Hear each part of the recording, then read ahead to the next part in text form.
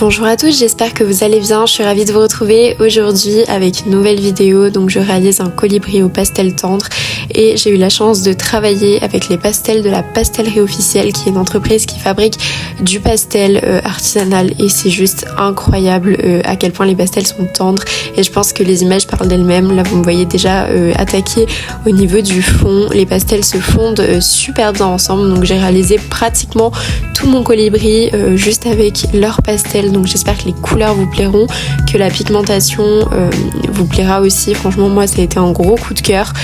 Toutes les couleurs qu'ils m'ont envoyées sont vraiment super, juste sublimes, et tout se fond très très bien. Donc c'est vraiment ça que j'adore d'ailleurs avec le pastel tendre. Après je sais que ça dépend de chacun et de la manière dont vous avez de travailler le pastel, mais moi en tout cas je suis absolument fan, et surtout pour travailler les ombres et les lumières, notamment dans le fond. Donc je vous mettrai le lien de leur marque en description. Je sais qu'ils vont bientôt sortir des demi-pastels si vous avez envie de tester, justement c'est vraiment l'occasion, et franchement ils sont top. Encore une fois, si vous aimez les pastels tendres, c'est vraiment une super entreprise à soutenir.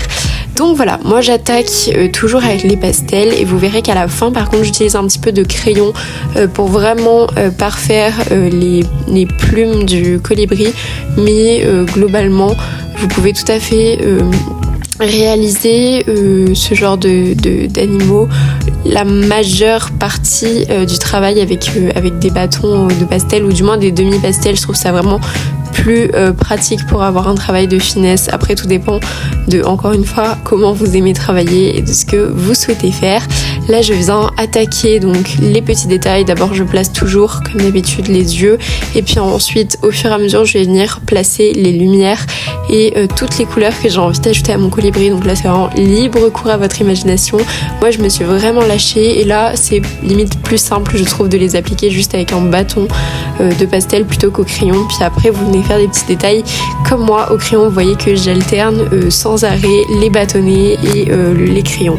Je trouve que notamment pour tous les portraits animaliers, vraiment le pastel c'est un des médiums les plus sympas, les plus agréables pour travailler, et surtout un des médiums qui permet d'avoir le plus de réalisme possible, parce que vraiment toutes les couleurs se fondent parfaitement entre elles, et je trouve que c'est génial de travailler, que ce soit des colibris, des perroquets, enfin plein d'animaux qui ont plein de couleurs comme ça qui pètent. Ça permet vraiment de se lâcher, d'avoir un résultat super réaliste sans forcément énormément travailler sur une œuvre, et c'est ça qui est super agréable aussi.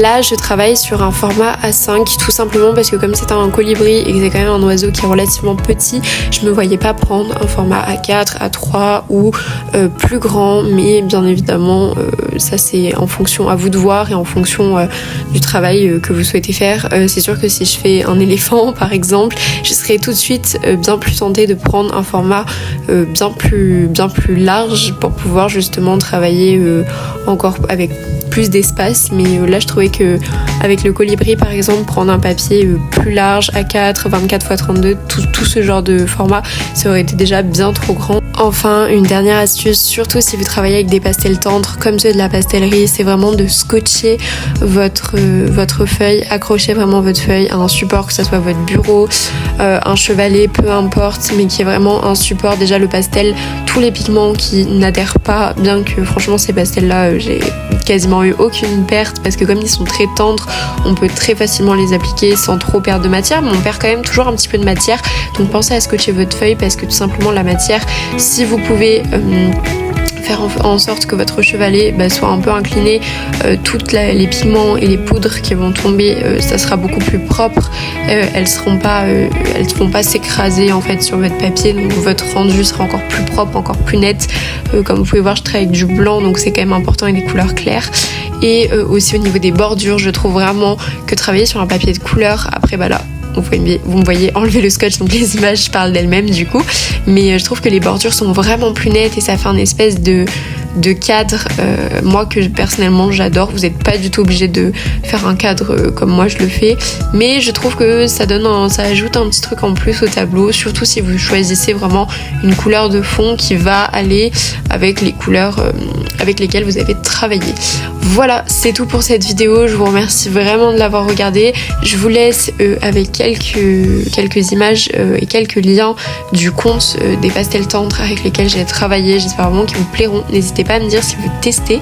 Et moi je vous dis à dans quelques jours pour une prochaine vidéo. Bye bye.